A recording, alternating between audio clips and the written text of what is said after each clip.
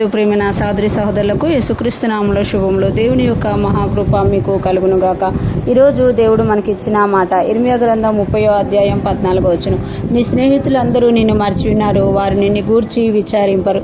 ఈ మాటలో ఇర్మియా ప్రవక్త ప్రవచన రూపంగా తెలియజేసినట్లు మనం చూడగలం. ఇక్కడ చూస్తే నీ స్నేహితులందరూ నిన్ను మర్చి ఉన్నారు. ఎందుకు మర్చిపోయారు అని అంటే, దేవుణ్ణి ఇశ్రాయేలు విడిచిపెట్టేయడం వల్ల, ఇశ్రాయేలీలు దేవుణ్ణి విడిచిపెట్టడం వల్ల దేవుని యొక్క ఉగ్రత వారి మీదకు వచ్చినప్పుడు గాయమైందంట. ఆ గాయము, ఆ వ్యాధి చూసి స్నేహితులందరూ కూడా మరిచి ఉన్నారంట. అంటే యోబు స్నేహితులు మనం చూస్తాము, వాళ్ళు ఎంత మంచి స్నేహితులు అంటే, యోబు దగ్గరికి వచ్చి 7 రోజులు యోబుతో పాటు కూర్చి విలిపించినట్టుగా మనం చూస్తామన్నట.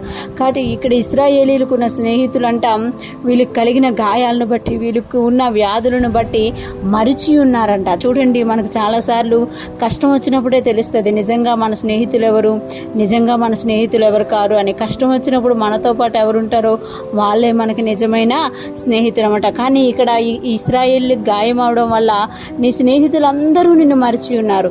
అంటే నువ్వు ఎంతమందిని అయితే ఈ లోకంలో స్నేహించావో, నువ్వు మంచిగా ఉన్నప్పుడు ఎవరెవరితోటైతే నువ్వు స్నేహం చేసావో వారందరూ కూడా నీకు గాయం కలగగానే, నీకు వ్యాధి కలగగానే వారందరూ కూడా నిన్ను మరిచి ఉన్నారు అని చెప్తూ, వారు నిన్ను గూర్చి విచారింపరు అని అంటున్నారు. అంటే నీకు అయ్యో, నిజమైన స్నేహితుడైన వాడు ఏం చేస్తాడు అని అంటే, అనారోగ్యం వచ్చినప్పుడు అయ్యో అనారోగ్యం వచ్చిందా, బాధ వచ్చింది, నా స్నేహితుడు కష్టపడుతున్నాడు అని బాధపడతారు, విచారిస్తారన్నమాట.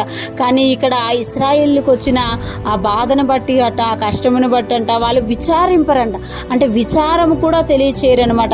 అంటే గాయపరచబడినప్పుడు, ఆ గాయములు అనుభవిస్తున్నప్పుడు, బాధపరచబడినప్పుడు మనకు నిజంగా స్నేహంగా ఉన్న వాళ్ళు ఏం చేస్తారు అని అంటే, ఆ గాయాల విషయమై విచారిస్తారన్నమాట. ఆ గాయాల విషయమై బాధపడుతూ ఉంటారు. ఏమైనా మనం హెల్ప్ చేయగలమా అని చూస్తూ ఉంటారు. కానీ అక్కడ చూస్తే వాళ్ళంట మరిచిపోయారంట, విచారించట్లేదంట, మరిచి ఉన్నారంట. ఈరోజు ఫ్రెష్మన్న వింటున్న ప్రతి ఒక్కరం జ్ఞాపకం చేసుకోవాలి. మనం దేవుణ్ణి విడిచి ఎవరితో స్నేహం చేస్తామో మన కష్టం వచ్చినప్పుడు వాళ్ళందరూ కూడా మర్చిపోతామట. కానీ మన దేవుడు అంటున్నారు కదా, నేను నిన్ను విడిచిపెట్టను, నేను నిన్ను విడువను, మరువను అని చెప్తున్నారు అనమాట. నేను చేసి ఉన్నాను, నేనే నిన్ను చంకనెత్తుకుంటాను అని తెలియచేస్తుందన్నమాట. ఈరోజు ఫ్రెష్మన్న వింటున్న ప్రతి ఒక్కరం కూడా ఎవరితో పడితే వాళ్ళతో స్నేహం చేసేవారంగా కాక, మనల్ని విడువని ఎడబాయని మన దేవునితో మనం స్నేహం చేసినప్పుడు ఆయన మన కష్టములో, వేదనలో, బాధలో కూడా మనకు సహాయకుడిగా ఉండి వాటన్నిటిలో నుండి మనల్ని బయటికి తీస్తారు. ఆ కింద వచనాల్లో మనం గమనిస్తే, నేను నిన్ను స్వస్థపరుస్తాను, నీ గాయాలు కడతాను, మరలా నీకు ఆరోగ్యాన్ని కలగచేస్తాను అని చెప్తూ మరలా నువ్వు కట్టబడతావు అని తెలియజేస్తామన్నమాట. ఈరోజు మనం అందరము కూడా దేవుణ్ణి హత్తుకునే వారంగా, దేవునితో స్నేహంగా ఉండేవారముగా ఉందుముగాక. ఆయనలో ఉంటూ వర్ధిల్లుతూ మర్చిపోని దేవుణ్ణి కలిగి మనము ముందుకు సాగిపోదుముగాక. ఆమేన్.